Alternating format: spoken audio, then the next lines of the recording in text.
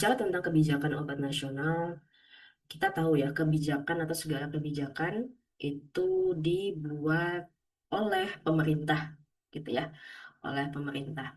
Dan kita juga harus memahami apa sih sebenarnya pengertian dari kebijakan berkaitan dengan obat nasional atau dengan singkatan KONAS ya, dengan KONAS. Jadi kalau kita tahu kebijakan secara umum itu kebijakan itu adalah peraturan ya, peraturan. Apakah itu juga peraturan, meliputi juga pedoman, kemudian meliputi juga strategi, ya, yang dimana dibuat atau ditetapkan oleh pemerintah untuk memastikan ya ketersediaan, aksesabilitas, keamanan, mutu, serta penggunaan obat yang rasional bagi masyarakat Indonesia. Nah, itulah pengertian dari kebijakan obat nasional. Ya, tujuannya adalah untuk tentunya outputnya dirasakan oleh masyarakat itu sendiri dengan penggunaan obat yang rasional.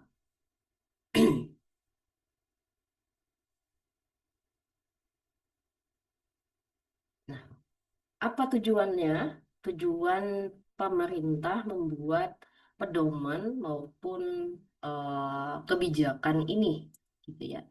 Tujuannya sebenarnya adalah untuk meningkatkan kualitas atau meningkatkan pelayanan kesehatan gitu ya, baik itu di tingkat nasional maupun di tingkat bawah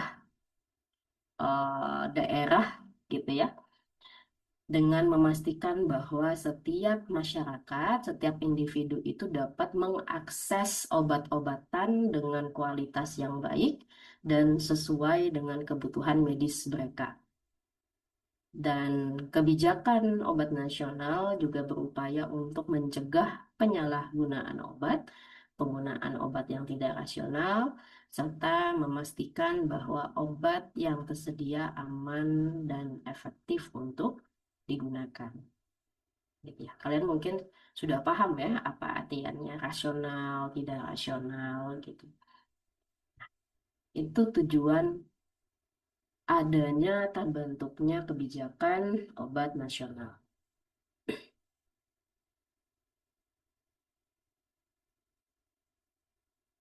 Kebijakan ini tidak datang atau tidak dibuat tanpa alasan, gitu ya. Tanpa alasan tentu ada the reason, jadi ada alasan tertentu gitu kenapa kebijakan ini ditetapkan. Pertama tentu, dan alasan inilah juga menjadi pilar ya. Alasan inilah juga menjadi pilar bahwa eh, kebijakan ini perlu ditetapkan dan perlu dilaksanakan. Ya, perlu dilaksanakan secara nasional. Nah, apa pilar ini dan apa alasan dan pilar adanya kebijakan obat nasional? Ada lima, ya. Ada lima pilar. Yang pertama yaitu adalah ketersediaan dan aksesabilitas obat. Kemudian yang kedua adalah keamanan dan mutu dan khasiat obat. Kemudian penggunaan obatnya rasional. Yang keempat adalah sistem pembiayaan dan harga yang terjangkau, serta kajian dan pengembangan obat.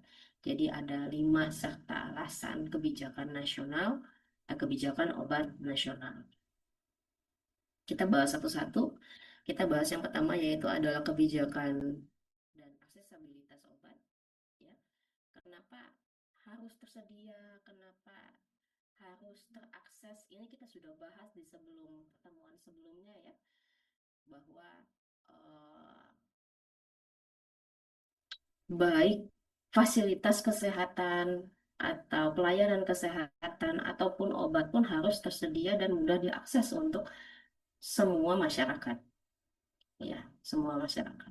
Nah, tujuannya untuk sampai atau untuk tersedia dan aksesabilitas ini adalah bagaimana dapat memastikan bahwa setiap masyarakat atau setiap individu masyarakat tersebut memiliki akses terhadap obat yang dibutuhkan, gitu ya, terhadap obat yang mereka butuhkan, baik dalam pengobatan penyakit ringan, maupun penyakit serius ataupun juga masalah preventif gitu ya, pencegahan dan lain-lain. Dan tugasnya pemerintah ini adalah harus memastikan bahwa obat-obatan yang tersedia, ya, obat-obatan yang disiapkan oleh pemerintah itu harus tersedia dalam jumlah yang cukup gitu ya, di berbagai fasilitas kesehatan, baik itu di puskesmas, di apotik, di rumah sakit gitu ya, sehingga tidak ada hambatan,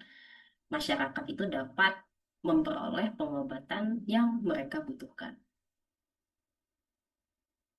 Makanya ada, kalau berkaitan dengan ketersediaan dan aksesibilitas, kebijakannya banyak gitu ya. Ah, Kebijakannya banyak. Kebijakannya salah satunya adalah formularium nasional, yang dimana formularium nasional itu di apply, bukan di apply ya, di eh, dijadikan pedoman utama gitu ya dalam pengadaan obat di puskesmas maupun di rumah sakit. Kita tahu kalau di rumah sakit dia ada formularium rumah sakit sendiri gitu ya. Tapi acuan yang lain pun dia menggunakan, dia ini maksudnya rumah sakit ya. Rumah sakit pun juga menggunakan acuan dari formularium nasional. Nah, seperti itu. Oke. Nah, tujuannya adalah ya tentu tersedia dan mudah didapat gitu ya, mudah diakses. Seperti itu. Kemudian pilihan yang kedua yaitu adalah tentu berkaitan dengan safety, quality, gitu dan efikasi tentunya ya, keamanan mutu maupun khasiat obat. Nah, bicara tentang keamanan mutu khasiat tentu tentu pengawasan yang kita perlukan, gitu ya. Program pengawas yang kita butuhkan. Kita Indonesia punya badan pengawas khusus gitu ya untuk mengawasi obat serta makanan dan minuman gitu. Dan pemerintah mengusungkan eh, peraturan yang dimana di sini ditanggungjawaban dibebankan kepada badan pengawas tersebut gitu ya, atau kita sebutannya adalah Badan POM gitu, yang dimana di sini tujuannya adalah mereka bukan hanya sekedar menguji dan memastikan saja kalau misalnya obat yang akan beredar maupun yang sudah beredar itu memenuhi standar keamanan maupun kualitas yang ditetapkan, tapi juga melindungi masyarakat dari resiko yang tentu mungkin akan terjadi ke depannya, gitu ya. Jadi Badan BPOM inilah yang tugasnya mulai dari awal menerima, mengecek dulu, menguji gitu ya, menguji apakah obat ini layak nggak diedarkan, gitu ya, layak nggak diedarkan, bukan hanya obat ya, makanan juga dan minuman juga layak nggak diedarkan, layak nggak dijual, kualitasnya bagaimana, keamanannya bagaimana, gitu ya, khasiatnya bagaimana, efek sampingnya apa yang akan kemungkinan terjadi, berapa persen kemungkinan yang akan terjadi. Tapi bukan hanya sekedar meluluskan saja, tapi setelah diluluskan pun, pasca edar pun juga tetap menjadi tanggung jawab BPOM, gitu ya, untuk melindungi masyarakat. Nah, seperti itu. Mungkin ada pertanyaan, bagaimana BPOM itu melindungi masyarakat pada saat obat itu telah beredar, ya, telah beredar. Mungkin kita belum banyak, masyarakat Indonesia belum banyak yang tahu ya peran BPOM itu bagaimana. Mungkin cuman hanya ya cuman sekedar meluluskan saja gitu ya. Cuman sekedar meluluskan, oh ini layak edar, udah selesai sampai di situ. Padahal enggak gitu ya, padahal tidak. Jadi kalau ada something, ada resiko, kemudian ada resiko yang terjadi misalnya seperti itu pada masyarakat, kita bisa melapor kepada BPOM, begitu ya, melapor kepada BPOM. Nah, karena memang tugasnya BPOM sebagai badan pengawas, kemudian badan perlindungan dari obat maupun makanan dan minuman. Itu yang pilar yang kedua. Kemudian pilar yang ketiga yaitu adalah penggunaan obat yang rasional. Ya, penggunaan obat yang rasional. Maksudnya apa nih, gitu ya? Tadi saya sudah bilang, pasti kalian juga udah tahu, udah paham lah tentang pengertian rasional, gitu ya. Jadi obat yang rasional dikatakan rasional ini adalah obat itu yang dikonsumsi sesuai dengan indikasi yang jelas, dosis yang tepat, durasi yang sesuai. Nah, itulah dinamakan obat yang rasional, gitu ya, obat yang rasional. Jadi penggunaan obat seperti itu. Nah, namun sekali lagi masih ada isus gitu ya, masih ada masalah, masih ada ada kasus yang memang tidak semua penggunaan obat itu rasional. Gitu. Makanya pemerintah menyadari bahwa oh perlu nih adanya kebijakan, gitu ya, adanya kebijakan, adanya pedoman, strategi untuk apa? Untuk meningkatkan penggunaan obat yang rasional, seperti itu. Nah, kebijakan ini dibuat, tujuannya adalah untuk apa? Untuk menghindari penyalahgunaan obat, gitu ya. Khususnya ini adalah obat-obatan apa? Antibiotik. Karena memang penggunaan antibiotik kan rentan ya, rentan sekali gitu, rentan sekali eh, dampaknya gitu ya, rentan sekali dampaknya. Apa dampaknya? Yaitu adalah resistensi obat. Ini hal yang paling mudah. Jadi makanya ada kebijakan dulu kalau nggak salah dibuat kebijakan penggunaan obat yang rasional itu dibuat di tahun 2012 kalau saya tidak salah ingat ya. Mungkin juga terbarukan sekarang. Jadi pemerintah membuat kebijakan bagaimana caranya penggunaan obat nasional khususnya obat antibiotik gitu ya. Nah, itu. Kalau misalnya kita bicara tentang antibiotik, kalau misalnya resistensi, tentu bicara tentang resistensi obat antibiotik, tentunya sebanyak apapun masyarakat itu minum obat antibiotik tertentu, kalau mereka resisten gitu ya terhadap antibiotik tersebut, masyarakat itu ya, karena penyalahgunaan atau kesalahan penggunaan obat antibiotik sebelumnya, ya, sebanyak apapun mereka minum, mereka tidak akan sembuh, gitu ya. Tetap, tetap dia terinfeksi oleh bakteri tersebut karena bakterinya kebal, ya, ke bakteri yang ada di dalam tubuhnya kebal. Kenapa antibiotik rentan? Kenapa yang tidak yang lain, Bu, gitu ya? Karena antibiotik itu dia pertama adalah untuk membunuh makhluk hidup lain, gitu ya, mikroorganisme lain. Sedangkan obat-obat yang lain, dia tidak ada mekanisme mekanismenya tidak membunuh mikroorganisme yang lain, gitu ya.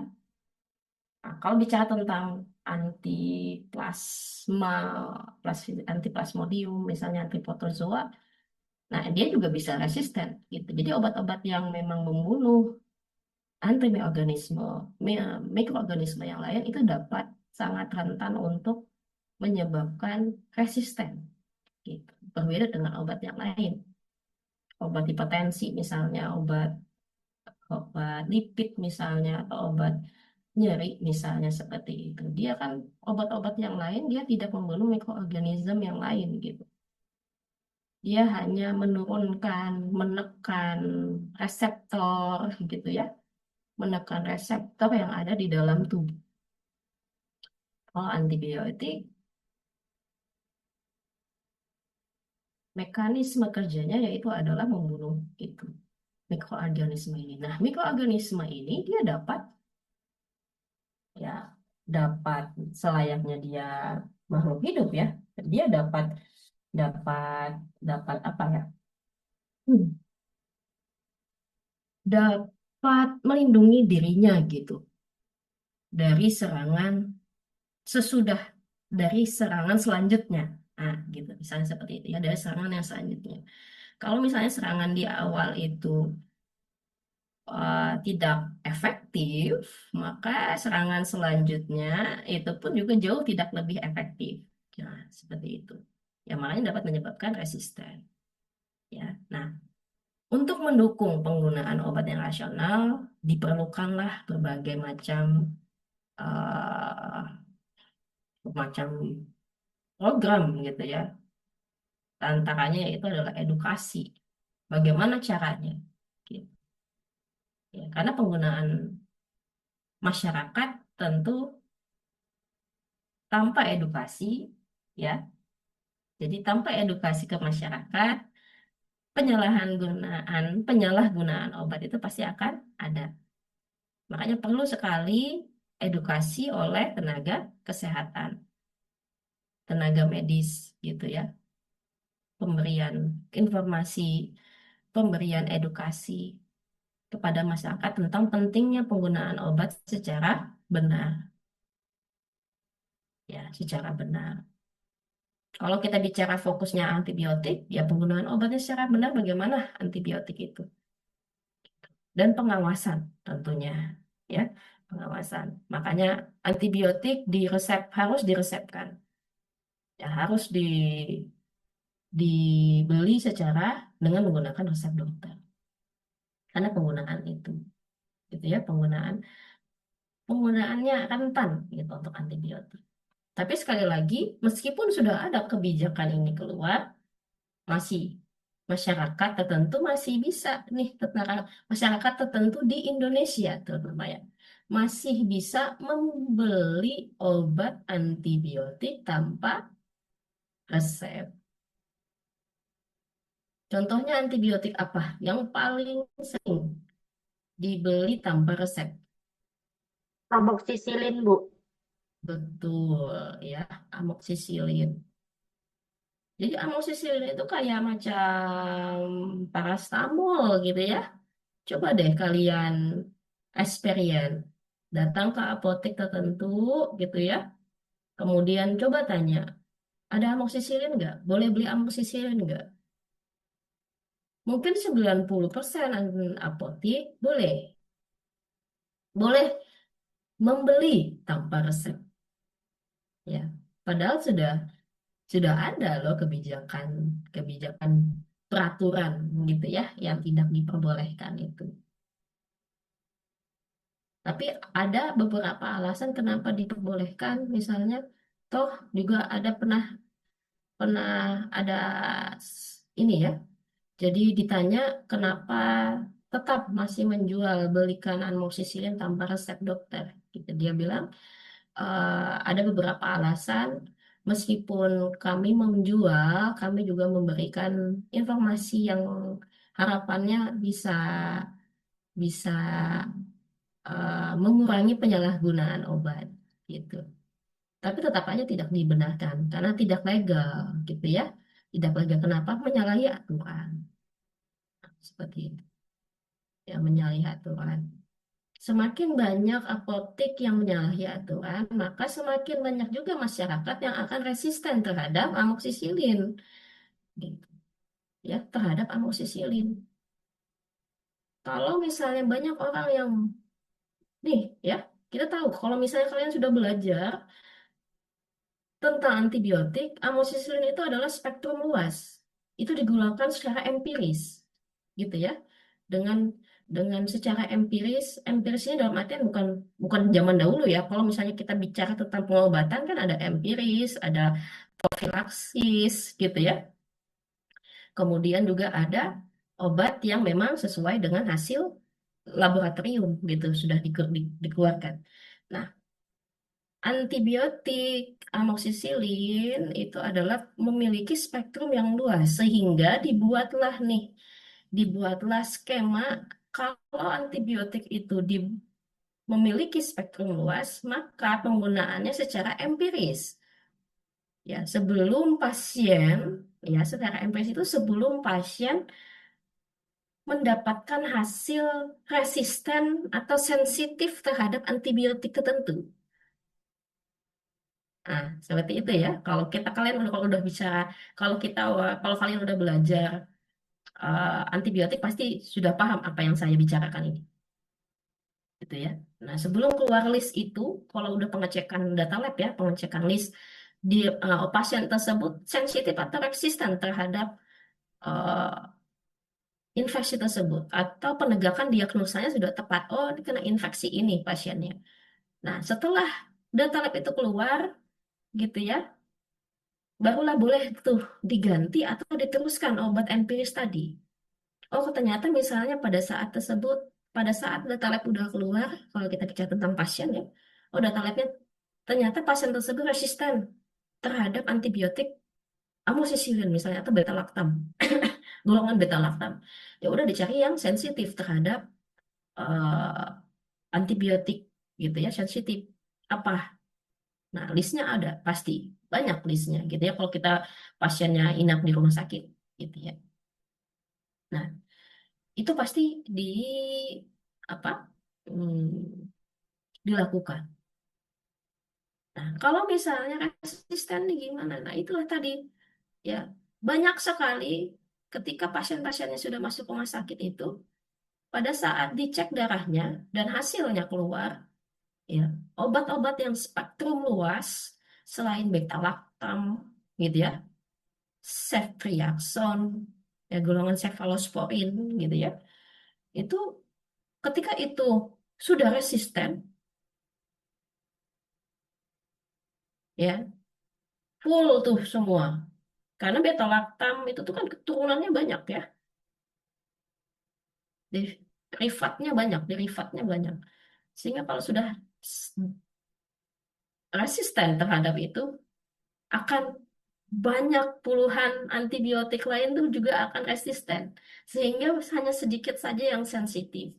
Nah, obat-obat antibiotik yang sensitif ini, ya, yang sisa-sisanya ini, itu harganya mahal.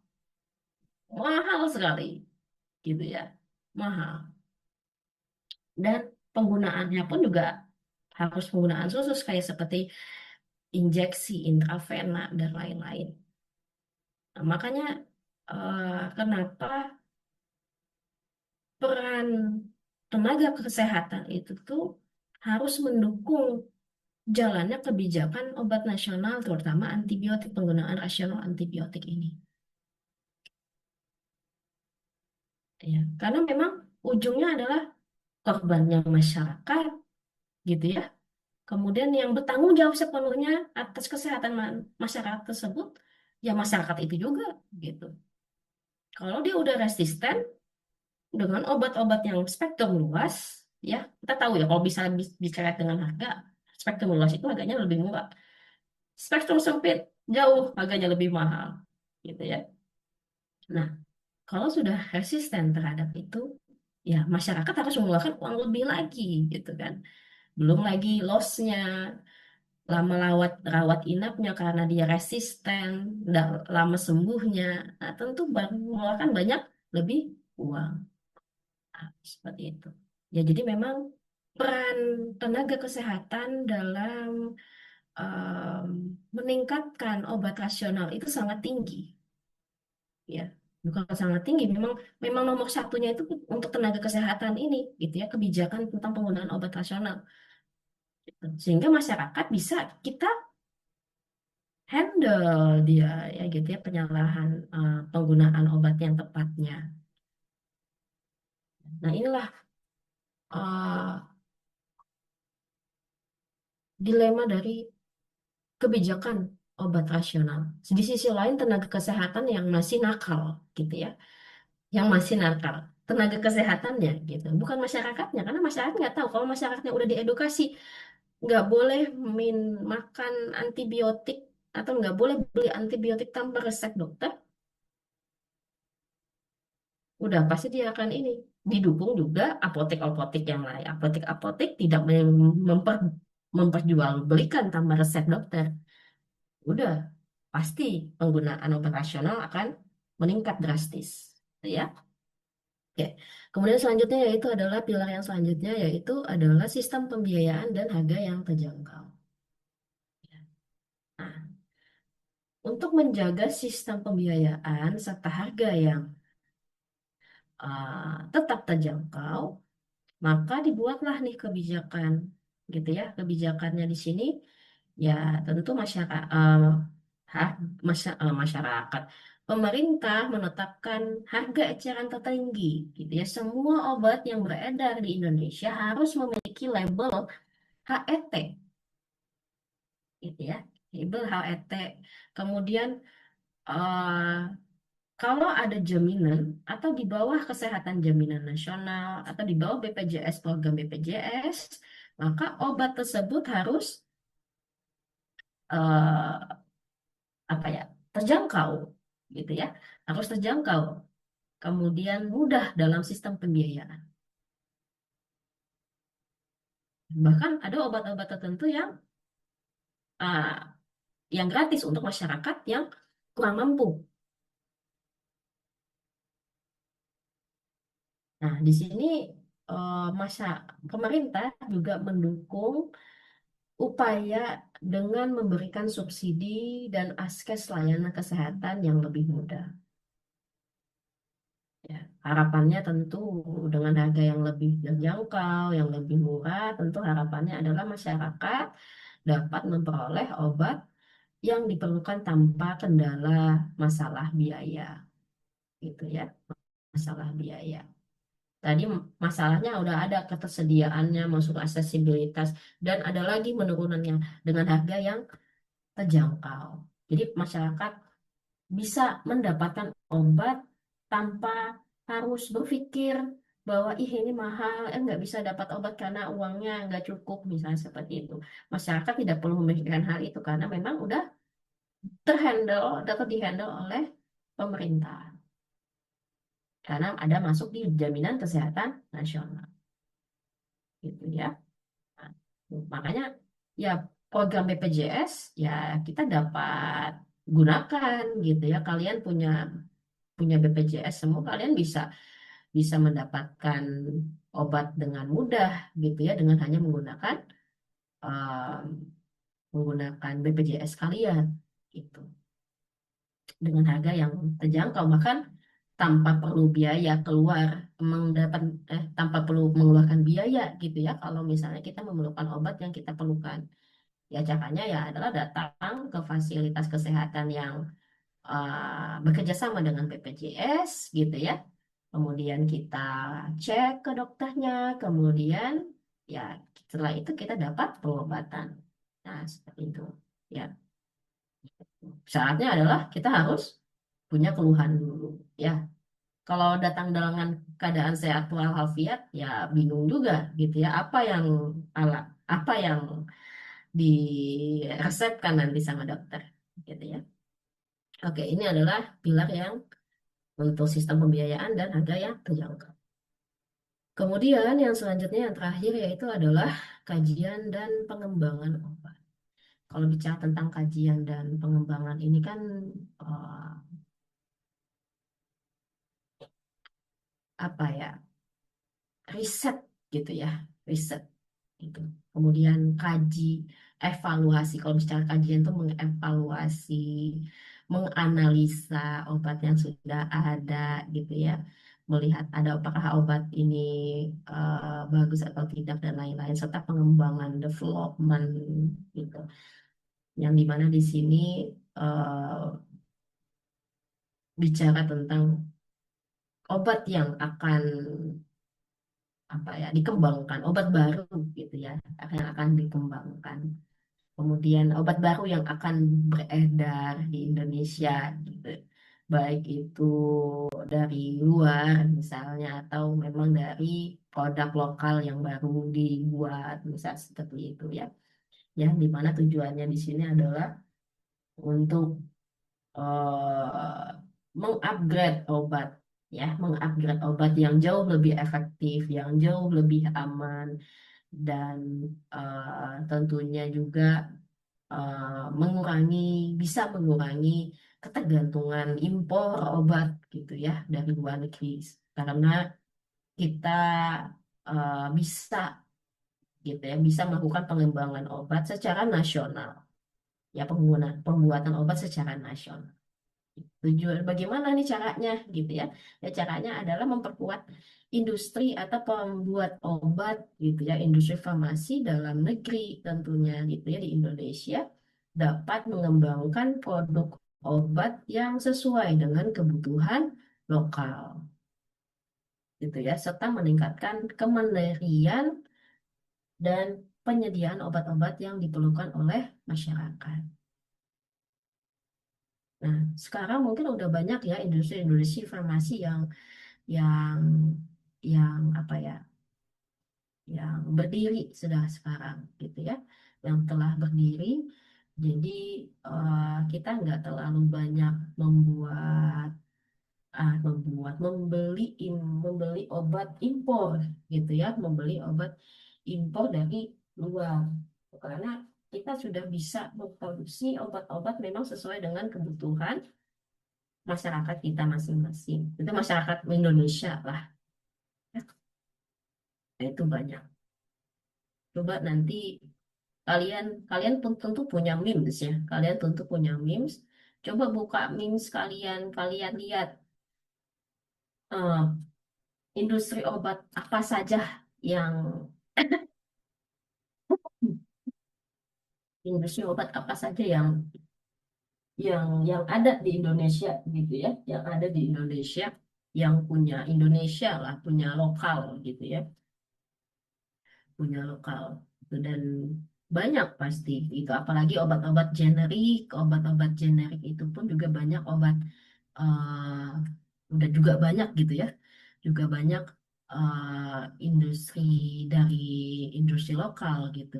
Contohnya apa? Indofarma, kemudian Kimia Farma, Hexa Farm, apalagi ya, Kalbe. Nah, seperti itu ya. Nah, itu kan salah satu beberapa yang yang beberapa industri farmasi milik Indonesia gitu ya, punya nasional lah itu, bukan punya negara ya, tapi lokal seperti itu. Ya, jadi memang eh, pemerintah pun juga membuat kebijakan berkaitan dengan pengembangan industri farmasi dalam mengembangkan suatu obat baru.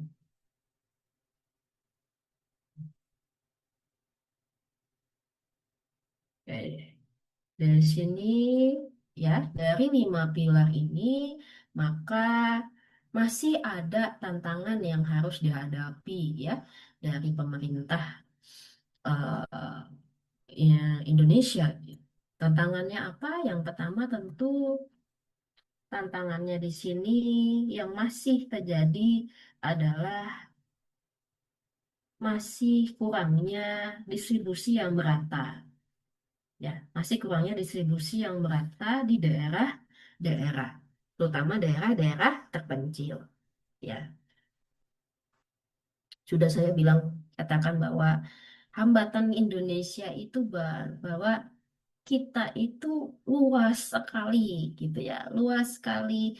Kemudian jalanan pun, transportasi pun juga masih kurang gitu ya, masih masih berkembang ya, masih berkembang, nggak maju ke semua hal gitu ya. Coba kita bayangkan, bukan ya, mungkin alhamdulillah sekarang ini kita hidup di Kalimantan udah oke lah jalannya dibandingkan 10 tahun yang lalu gitu.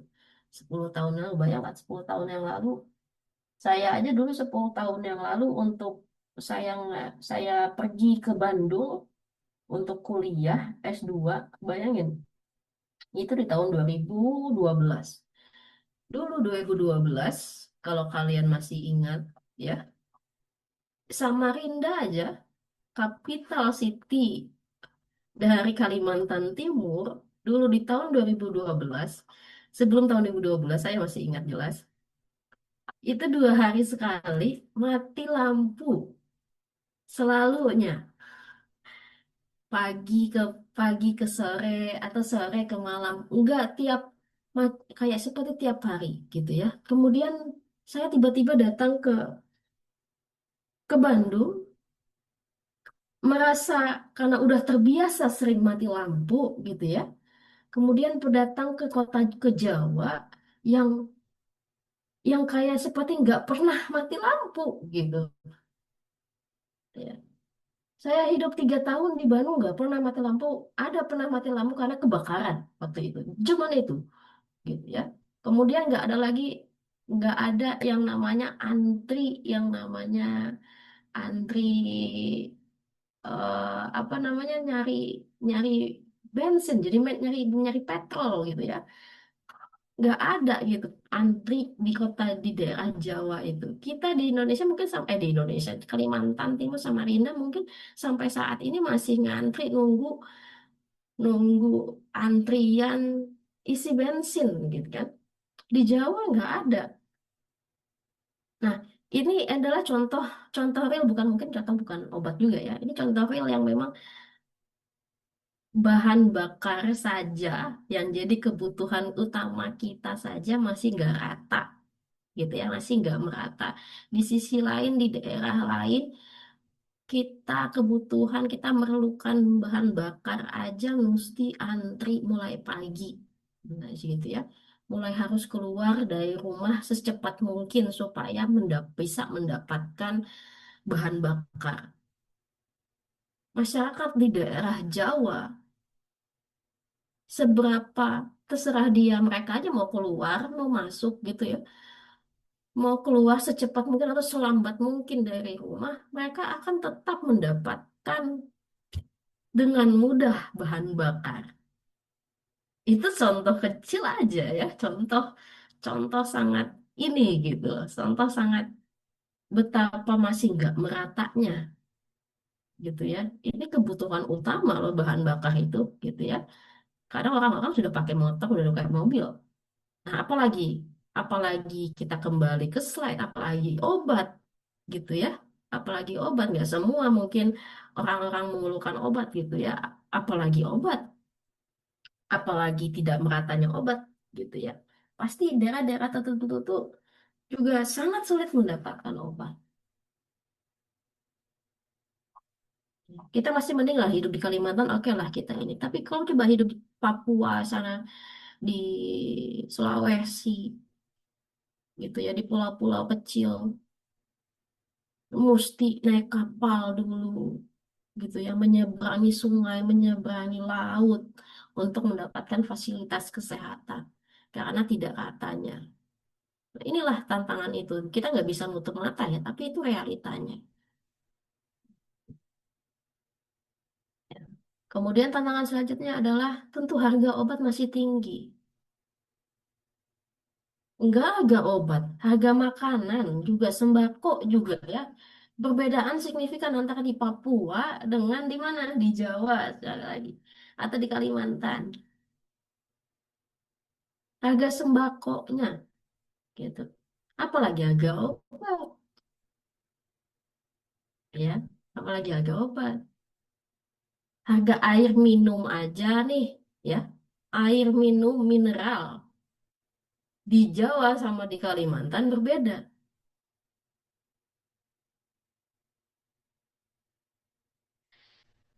Apalagi harga obat gitu ya. Alasannya apa? Kenapa sih bisa ada perbedaan? Kalian pasti pernah dengar, pernah pernah berpikir seperti kenapa ada perbedaan harga?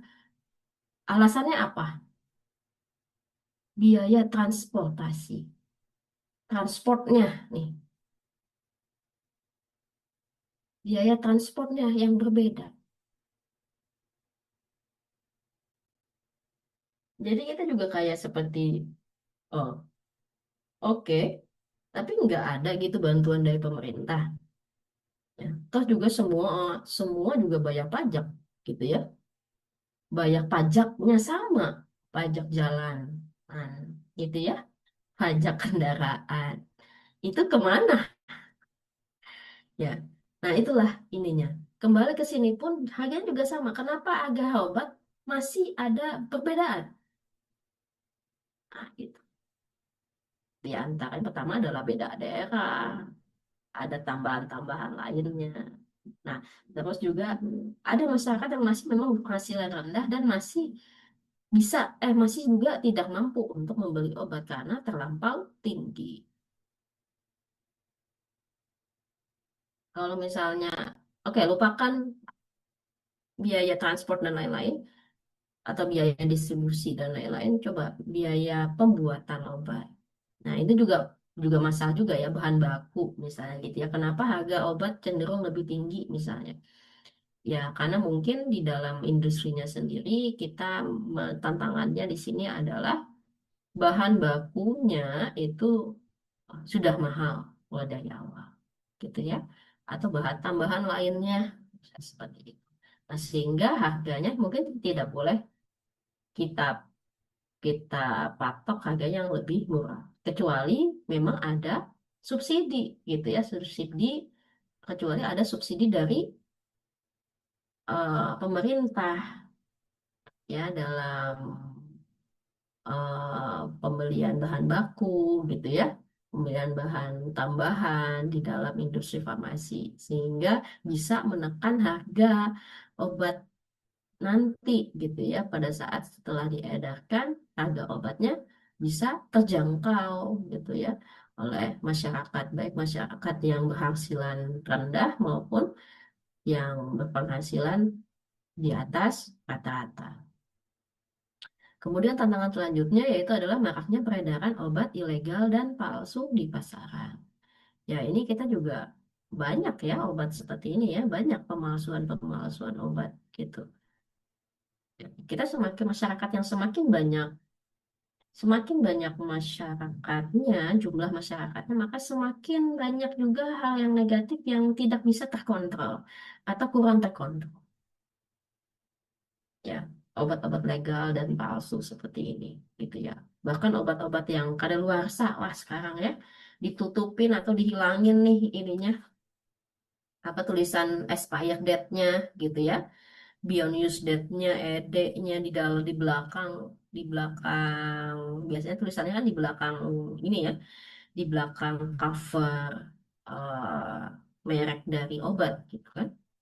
Itu bisa dihapus kan. Nah, itu dihapus, padahal sudah expired sudah dihapus supaya nggak ketahuan gitu. Atau di repackage ulang gitu ya. Tapi package-nya kelihatan palsu seperti itu. Banyak gitu ya. Apalagi juga sekarang semakin mudah masyarakat, semakin tinggi, semakin teknologi semakin tinggi, semakin mudah orang-orang bisa membeli gitu ya di e-komersial,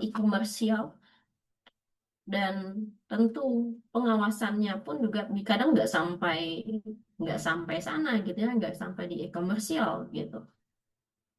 Tentulah banyak dengan mudah obat-obat ilegal, obat-obat palsu, kosmetik-kosmetik palsu misalnya seperti itu ilegal dipasarkan gitu ya. Makanya mesti hati-hati juga gitu ya, mesti hati-hati juga ya. Kalau kalian pengguna TikTok, TikTok Shop, wah, kosmetik-kosmetik yang belum legal saja, ya, belum mendapatkan izin beredar di Indonesia aja udah ada di TikTok Shop, gitu ya. Belum ada ininya, gitu. Belum beli lisensi, lisensi memang dia boleh beredar di Indonesia. Dan tentu kualitasnya pun juga belum terjamin. Nah, bisa saja jadi palsu, gitu ya. Bisa saja palsu. Ya, nah itu. Nah, kemudian yang selanjutnya tantangannya adalah kurangnya edukasi masyarakat tentang penggunaan obat yang rasional. Ini tadi sudah saya bahas juga. Poin 4 ini, yang utamanya di sini adalah ya peran dari tenaga kesehatan. Ya, tenaga kesehatan. Tiga di atas, ya tentu ada badan pengawas, peran pemerintah, gitu ya. Dan juga peran dari beberapa, ya peran juga dari industri farmasi. Nah, seperti itu. Ya, inilah yang 4 utama tantangan yang dihadapi oleh pemerintah Indonesia dalam selalunya eh, membuat kebijakan, apapun kebijakannya ya, dan khususnya adalah kebijakan obat nasional. Oke. Ya. Terima kasih. Ada di sini, ada yang bertanya? Ada yang mau bertanya? Silakan. Ada pertanyaan sampai di sini?